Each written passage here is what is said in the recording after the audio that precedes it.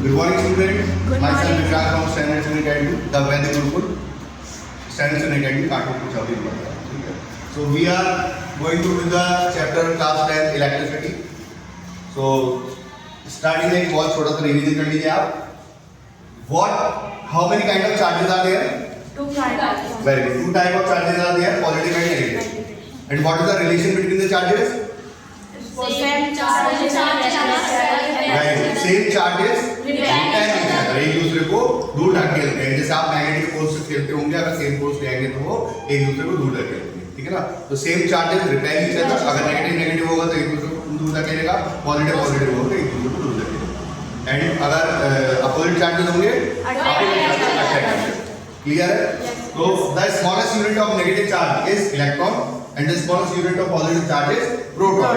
And what is the quantity? कितना charge होता है?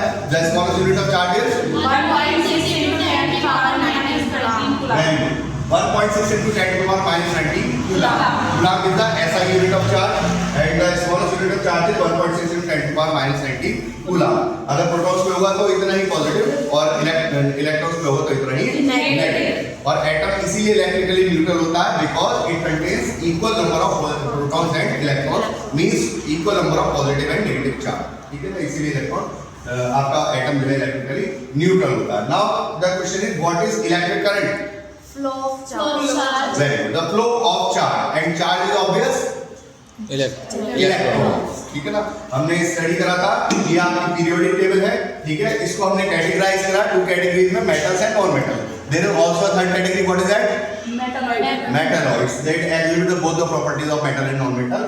बट फिलहाल हमारा चैप्टर जो है वो इलेक्ट्रिसिटी का है, तो we are concerned with metals only. Why? क्योंकि metals Yes, because only metals have the free electrons, and these electrons are responsible for the flow of charge for electricity. So it is only possible in metals.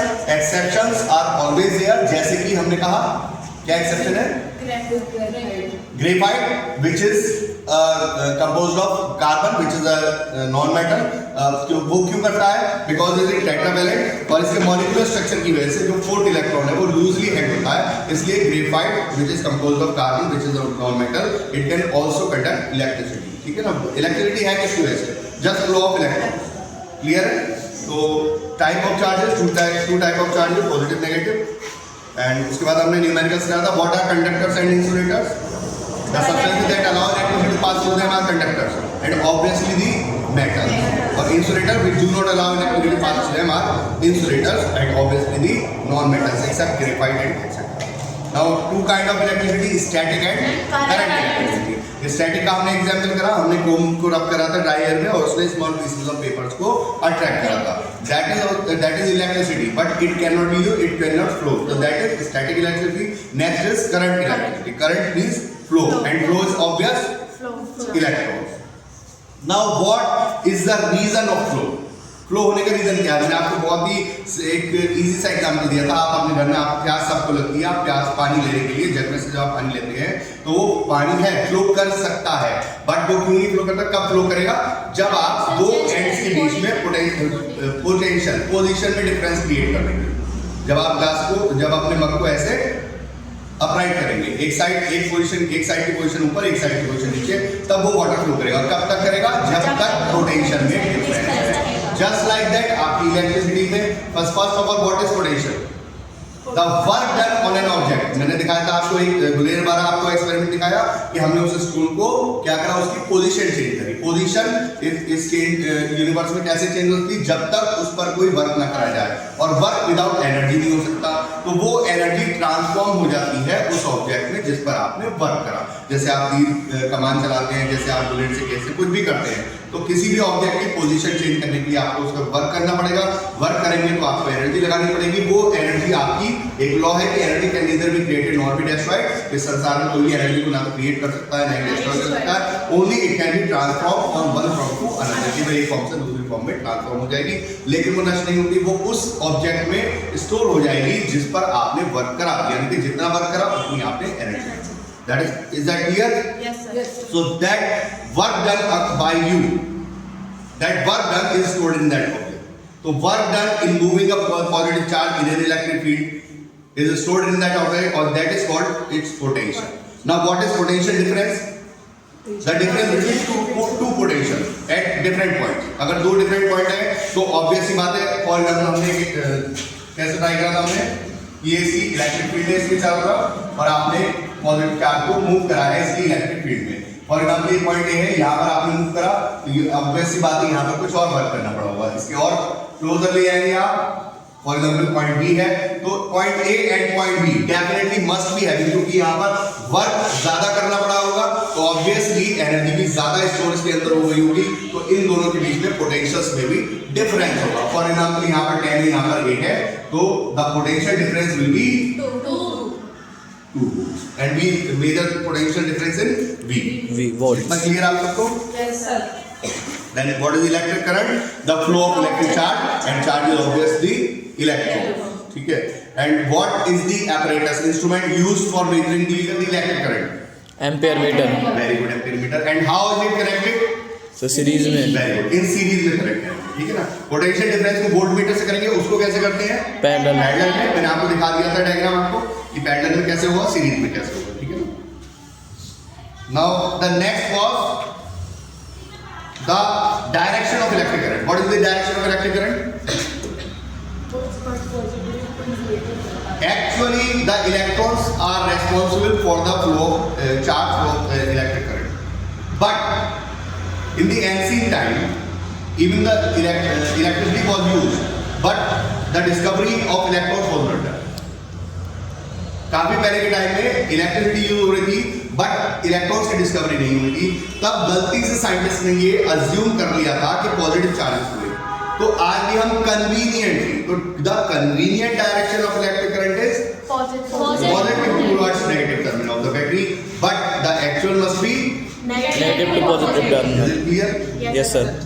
Now जैसे हम अपनी chemistry में पूरे words ना use करके हम क्या करते हैं, सिंबल्स यूज करते हैं। For hydrogen we use H, for oxygen we use O, for chlorine we use Cl, ठीक है ना? तो just like that in our physics, in our electricity we use only the symbols, ठीक है? For example हमने क्या कहा, what is of a cell? Symbol of a cell is this, and the greater sign is for positive terminal and the smaller sign is for negative terminal. so this is cell, and what is a battery?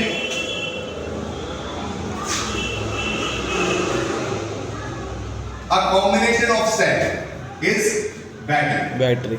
Okay, clear? Yes sir. Now how do you use a symbol for connecting wires? This is just a straight line. Okay, if we have joints in wire, अगर इस wire, यहाँ पर एक wire डाली है, इससे मुझे एक और वायर कनेक्ट करके आएंगे तो उसको आप इस तरह से शो करेंगे, this is the symbol. And अगर कोई वायर उसके ऊपर लूप करके जा रही है, क्रॉस कर रही है, आपकी डोमेस्टिक जितनी भी इलेक्ट्रिसिटी होती है आपके घर में, उसमें आपकी वायर्स आती हैं, जरूरी नहीं कि सारी वायर्स कनेक्ट हो रही हो, ठीक है? वो इंसुलेट होते हुए एक दूसरे को क्रॉस करके जा रही है, तो अगर क्रॉस करके जा रही है, बीच में कनेक्शन नहीं है, तो आप इस तरह से सिंबल यूज करेंगे। ओके, ये हो गई वायर्स, एक सिंपल वायर, और अगर कनेक्टेड वायर होगी तो ये, और अगर लूप करके जा रही होगी तो ये आपका, ठीक है? Next is what is the symbol of resistance?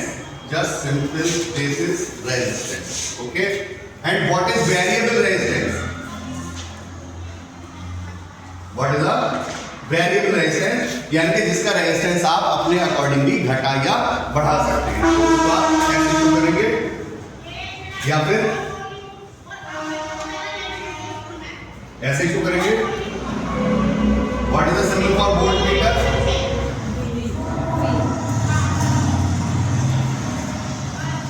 And obviously how is it connected to the circuit? कैसे कनेक्ट करते हैं वोल्टमीटर को? और पैरेलल। पैरेलल करते हैं। What is the symbol for ammeter? इसको कैसे कनेक्ट करते हैं? सीरीज में। वेरी गुड, सीरीज में करते हैं। नेक्स्ट, ऑब्वियसली आपके अप्लायंसेस हमेशा रनिंग में नहीं रह सकते। आप अपना रूम छोड़ करके जाते हैं तो आपके टीवी, फैन एक्सेट्रा, लाइट जो भी है उसको स्विच ऑफ करते हैं ना, तो यू नीड अ की। आपको एक स्विच चाहिए जिससे कि आप इलेक्ट्रिसिटी को ऑन या ऑफ कर सकें, ठीक है? तो उसको आप फिजिक्स में इलेक्ट्रिकल लैंग्वेज में कैसे बोलेंगे? उसको की बोलेंगे, ठीक है? तो की का सिंबल क्या है आपका? और बिल्कुल क्लियर रहे कि जब ये इस फॉर्म में है, जब ये इस फॉर्म में है तो आपका सर्किट कैसा होगा, सर्किट में करंट फ्लो नहीं कर रहा होगा क्योंकि दीज आर नॉट कनेक्टेड, ठीक है। तो इसको कहते हैं ओपन सर्किट। तो ओपन में करंट आपका फ्लो नहीं कर रहा होगा, और जब ये कनेक्टेड हो जाएगा तो आपका स्विच कैसा हो जाएगा, क्लोज हो जाएगा, तब आपका करंट फ्लो करेगा। ओके, तो दीज आर द प्लग। अगर आपने कर रखा है तो उसके लिए ये सिंबल यूज करेंगे, ठीक है। आपके इलेक्ट्रिक बल्ब के लिए आप ये सिंबल, क्लियर है, these are the symbols. Okay, clear है। Now what is a circuit diagram? What is a circuit diagram? A diagram which indicates how different components in a circuit. A diagram which indicates how different components in a circuit have been connected by using an electrical symbol for the component is called a circuit diagram. कि जैसे हमने अभी सारे symbols देखे, for example आपकी अब बहुत पहले तो ओपन वायरिंग चलती थी जो कि ऊपर से दिखाई देती थी। आज की तारीख में आईसीएम क्या होती है, अंडर वॉल होती है। आपको वॉल के ऊपर से आपके जितना भी रूम है इसमें आपको कोई भी ओपन वायरिंग नहीं दिखाई देगी, सब अंडर वॉल है। तो आपको कैसे पता लगेगा, ठीक है। तो जो आपका इलेक्ट्रिशियन होगा जो आपके घर में कंडक्ट करता है वो क्या करेगा, एक डायग्राम, एक सर्किट डायग्राम बना के दे देगा, और उसमें आपकी जैसे आपने सिंबल्स यूज करें कि यहाँ पर ये चीज, यहाँ पर ये चीज। तो बाय यूजिंग जैसे आपकी केमिकल इक्वेशन है, और केमिकल इक्वेशन क्या है कि जो आपकी रिएक्शन हो रही है उस रिएक्शन को सिंबल से आपने रिप्रेजेंट कर दिया, पूरी आपकी केमिकल इक्वेशन, वो हो गई आपकी केमिकल इक्वेशन। केमिकल रिएक्शन को आपने रिप्रेजेंट कर दिया, वो हो गई आपकी केमिकल इक्वेशन। तो जस्ट लाइक दैट आपने पूरा इलेक्ट्रिसिटी कैसे कंडक्ट हो रही है, कहाँ से करंट आ रहा है, कहाँ पर बैटरी है, कहाँ पर बल्ब है, कहाँ पर की है, तो उस चीज को आपने डायग्रामेटिकली कर दिया विद बाय यूजिंग सिंबल्स, केवल सिंबल्स यूज करके। We are going to study what is Ohm's law. Very simple thing. Ohm's law gives you the relation between the current flowing in the conductor and the potential difference across the conductor. Current क्या है? Flow of charge, and charge is obviously the electrons. Electrons can flow only in metals. Non-metals की बात मत करिए फिलहाल जब तक आप इलेक्ट्रिसिटी कर रहे हैं, ठीक है ना। एक्सेप्शंस हैं, ग्रेफाइट जो कि कार्बन का इलेक्ट्रॉन है, वो मॉलिक्यूलर स्ट्रक्चर है। फिलहाल हम मेटल्स की बात कर रहे हैं which are इलेक्ट्रोफोबिक, जो कि इलेक्ट्रॉन्स को डोनेट करते हैं। वो हमने केमिस्ट्री में अच्छे तरीके से समझा। तो मेटल्स इलेक्ट्रॉन्स को डोनेट करते हैं, उनके अंदर इलेक्ट्रॉन्स फ्लो कर सकते हैं, बट फ्लो करेंगे क्यों? जैसे मैंने आपको एक बहुत ही छोटा सा एग्जांपल दिया, प्यास लगती है, पानी पीते हैं, कैसे पीते हैं, ग्लास में लेते कहाँ से हैं, जग से। तो जग से क्या अपने आप फ्लो कर सकता है, वाटर कैन फ्लो, लेकिन रीजन क्या है, आप उसके दोनों एंड के बीच में पोटेंशियल यानी कि पोजीशन में डिफरेंस क्रिएट कर देते हैं। इधर वाला एंड ऊपर, इधर, तभी तो पोर कर पाते हैं। और जितना इनके एंड्स में पोटेंशियल में डिफरेंस होगा उतना ज्यादा वाटर आएगा और उतनी देर तक आएगा। जैसे ही दोनों के पोटेंशियल में डिफरेंस खत्म हो जाएगा, फ्लो भी बंद हो जाएगा।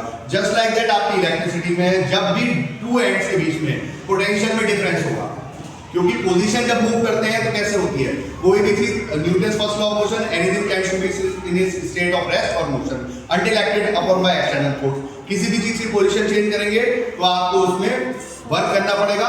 वर्क विदाउट एनर्जी नहीं हो सकता। जो आपकी एनर्जी जाएगी, दूसरी लॉ क्या है कि energy can neither be created nor be destroyed, only it can be transformed from one form to another, एक फॉर्म से दूसरे फॉर्म में। तो जो आपकी एनर्जी उस वर्क को करने में लगी, उस चीज की पोजीशन मूव चेंज करने में लगी, वो एनर्जी स्टोर हो गई उसके अंदर, ठीक है। ये हो गई उसकी पोटेंशियल एनर्जी, ठीक है। तो ऐसे ही जब आप किसी चार्ट पर वर्क करते हैं from infinity to that point, तो वो उसके अंदर, वो वर्क उसके अंदर स्टोर हो जाता है, वर्क डन उसके अंदर स्टोर हो जाएगा in the form of energy, वो हो गया उसका पोटेंशियल। और 2 पॉइंट्स के बीच में जो डिफरेंस हुआ, एक पॉइंट से दूसरे पॉइंट पे ले जाएंगे तो और ज्यादा वर्क करना पड़ेगा, तो उसके अंदर और ज्यादा एनर्जी आ जाएगी। फॉर एग्जांपल 8 वोल्ट और 10 वोल्ट, तो दोनों के बीच में डिफरेंस हो गया 2 वोल्ट का, तो ये हो गया पोटेंशियल डिफरेंस। तो जैसे आप वाटर कब तक फ्लो करेगा, जब तक दोनों एंड्स के पोटेंशियल में डिफरेंस है। आपका जो जग है उसके दोनों एंड्स में पोटेंशियल डिफरेंस क्रिएट कर देंगे, एक को ऊपर ले जाएंगे, एक को नीचे ले जाएंगे, तभी तो फ्लो करेगा। जैसे उसको बंद कर देंगे, फ्लो बंद कर देगा। तो जस्ट लाइक दैट आपकी इलेक्ट्रिसिटी, जब तक आपका पोटेंशियल डिफरेंस रहेगा तब तक इलेक्ट्रॉन्स यानी कि चार्ज मूव करेगा, और चार्ज मूव करेगा तो करंट रहेगा। तो जब तक पोटेंशियल डिफरेंस होगा तब तक करंट होगा। And V is directly, I is directly proportional to V, यानी कि current flowing in a conductor is directly proportional to the potential difference across the conductor. बस यही ओम्स लॉ है। और जब आप इस प्रोपोर्शनलिटी साइन को इज इक्वल टू साइन में कन्वर्ट करेंगे तो आपको एक कांस्टेंट इंट्रोड्यूस करना पड़ेगा। वो कांस्टेंट क्या है, r। इसकी वैल्यू कांस्टेंट है, जैसे आपका पाई है उसकी वैल्यू कांस्टेंट है। तो इसी से आपको एक चीज मिलेगी, I is equal to V upon r। तो इससे क्या रिलेशन समझ में आ रहा है, I इज I यानी कि current is directly proportional to V. V means Potential difference. जितना ज्यादा पोटेंशियल डिफरेंस क्रिएट करेंगे उतना ज्यादा करंट होगा, जितना कम पोटेंशियल डिफरेंस क्रिएट करेंगे उतना कम करंट होगा। अगर मैं इसको डबल कर दूं, पोटेंशियल डिफरेंस डबल कर देंगे तो करंट भी डबल हो जाएगा। अगर मैं पोटेंशियल डिफरेंस को हाफ कर दूं तो करंट भी हाफ हो जाएगा। ये डायरेक्ट प्रोपोर्शनल है। तो इससे आपको ये रिलेशन मिल गया R = V अपॉन I, यानी कि V यानी कि पोटेंशियल डिफरेंस, I यानी कि करंट। तो इन दोनों का रेशियो V और I का रेशियो हमेशा कांस्टेंट रहता है और यही तो रेजिस्टेंस है, यही रेजिस्टेंस है। इससे आपको क्या पता लगा कि current flowing is directly proportional to the potential difference and inverse proportional to the resistance. अगर रेजिस्टेंस क्या है, किसी भी कंडक्टर की वो प्रॉपर्टी जो कि आपको फ्लो करने से मना करती है। जैसे मैंने कहा आपको एक एग्जांपल दिया कि एक कार स्टार्ट नहीं हो रही है, वो खड़ी हुई है, आपको उसको पुश करके चलाना है, तो आपको ज्यादा एनर्जी कब लगानी पड़ेगी, जब वो चल पड़ी या जब वो खड़ी हुई थी? वेरी गुड, जब वो खड़ी हुई थी। तो फिर आपको ज्यादा क्यों लगानी पड़ी और चलते हुए कम क्यों लगानी पड़ी? चलते हुए जो एनर्जी लगा रहे हैं वो उतनी ही है जितनी कि उसको चलने के लिए चाहिए, तो फिर खड़ी थी तो ज्यादा क्यों लगानी पड़ी? क्योंकि एक फोर्स ऐसी थी जो ये कह रही थी कि मूव ऑन ना करे, वो रेजिस्टेंस है। तो ऐसी आपके सारे कंडक्टर्स के अंदर एक प्रॉपर्टी है जो कह रही है कि करंट फ्लो ना करे, उसको रोकना चाह रहा है, तो वो रोकना है रेजिस्टेंस। रेजिस्टेंस इनवर्स प्रोपोर्शनल है, जितना ज्यादा रेजिस्टेंस होगा, हम बात करें नॉन मेटल्स की, नॉन मेटल्स में इनफाइनाइट रेजिस्टेंस, रेजिस्टेंस ही रेजिस्टेंस है, तो वो करंट फ्लो ही नहीं करा। Yes sir. तो हर मेटल की अपनी अलग अलग प्रॉपर्टी। तो रेजिस्टेंस ये हो गया, ठीक है ना, जो फ्लो ऑफ करंट को रोकता है। तो flow current is inversely proportional to resistance and current is directly proportional to potential difference. Clear हो गया?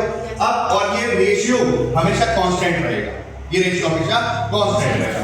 अब हम एक चीज पे आते हैं, the VI graph. V means potential difference, I means current. तो द VI ग्राफ, मैंने इसको बाई हेड बनाया है इसलिए थोड़ा एग्जैक्ट नहीं है।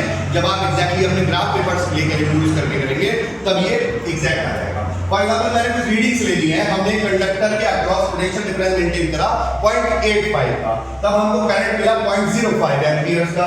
हमने नेक्स्ट टाइम ये फॉर एग्जांपल ए केस है, ये केस बी है, केस बी में मैंने पोटेंशियल डिफरेंस मेंटेन करा 1.70 वोल्ट का, तब मुझको करंट कितना मिला? 0.10 का। मैंने नेक्स्ट टाइम केस सी में मैंने potential difference across the conductor कितना मेंटेन करा? 3.5, तो मुझको करंट कितना मिला? 0.20। Next case B case and so on, 5 में करा तो 0.30, ठीक है ना। अब मैं इसको एक ग्राफ पेपर पर जब प्लॉट करता हूं, हम इस तरफ से ले लेंगे पोटेंशियल डिफरेंस, इस तरफ से लेंगे करंट, ठीक है ना, और इनकी रीडिंग्स हम ले लेंगे। फॉर एग्जांपल ये वन है 0.8 कितना 0.85 है, लगभग यहां पर ही आएगा, ठीक है, नियर अबाउट, तो ये इसके सामने यहां पर आ गया, और ये आपका 0.5 ये लगभग नियर अबाउट, क्योंकि हाथ से बनाया इसलिए एग्जैक्ट नहीं आएगा, जब आप अपने स्केल से पेपर पे ग्राफ पेपर यूज करेंगे तो एग्जैक्ट आएगा। इस तरीके से सारी रीडिंग्स लेकर के ये पॉइंट्स आप प्लॉट कर लेंगे इसमें। जब आप इन पॉइंट्स को कनेक्ट करेंगे तो you will get a straight line. और what does this straight line shows? This straight line proves that the ratio is constant. आप करके देखिए 0.05 अपॉन 0.85 अपॉन 0.05 सेम आएगा, 1.70 अपॉन 0.10 सेम आएगा, 3 ये कांस्टेंट रहेगा, ये रेशियो आपका हमेशा कांस्टेंट रहेगा, ये ऑल्टर नहीं होगा। तो दिस इज ओम्स लॉ, ठीक है ना।